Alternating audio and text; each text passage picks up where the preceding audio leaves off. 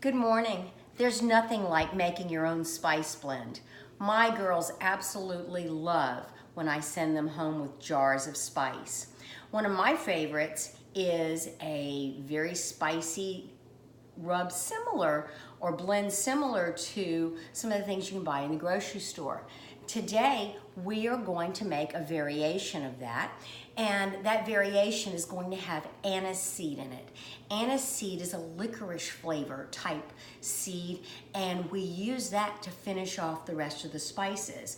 Now, I'm gonna go ahead and start off. I use a relatively large bowl, and I buy my spices in bulk. You can get them at Penzeys. I've been talking about Penzeys a lot. You can get them at Penzeys. Love Penzeys. We're gonna start off with 8 tablespoons of paprika. And we're gonna put that right in there. And then we are going to add 3 tablespoons of cayenne pepper.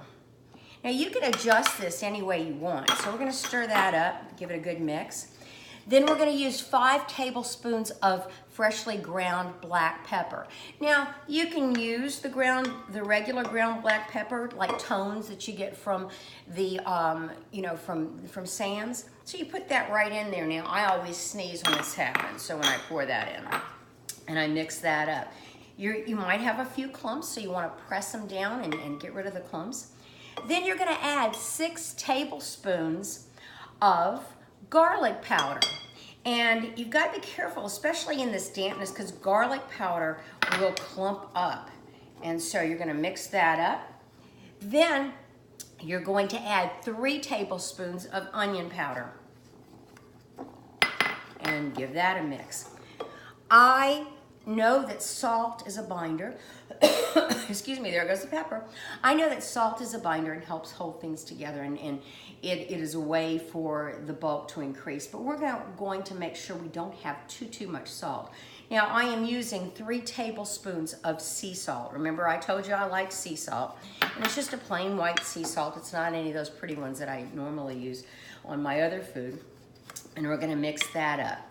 We're going to then add dried oregano. So we put in 2.5 tablespoons of dried oregano. There it goes.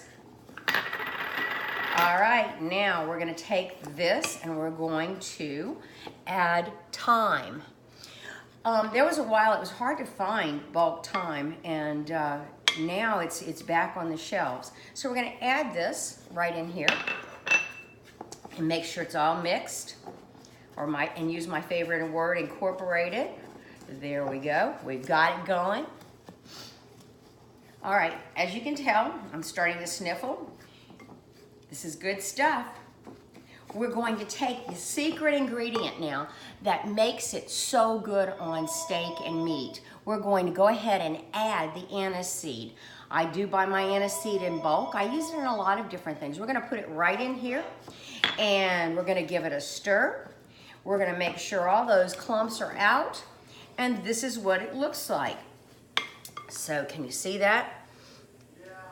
So we're gonna take that, continue to stir it, and make sure all those clumps are out. Now sometimes, if I find that after I put all the spices in that it's a little too clumpy, I'll put it in my Vitamix and then pulse it real quick and get any other lumps out. So I've got all my little jars or bags ready to go, and I'll pack this up, and Chelsea and Carly will have their steak out to put on their steak. So when you're doing your steak with this, you put a little olive oil on the steak and put this seasoning on. You don't need anything else. You're good to go with it. So have a great day. Thanks.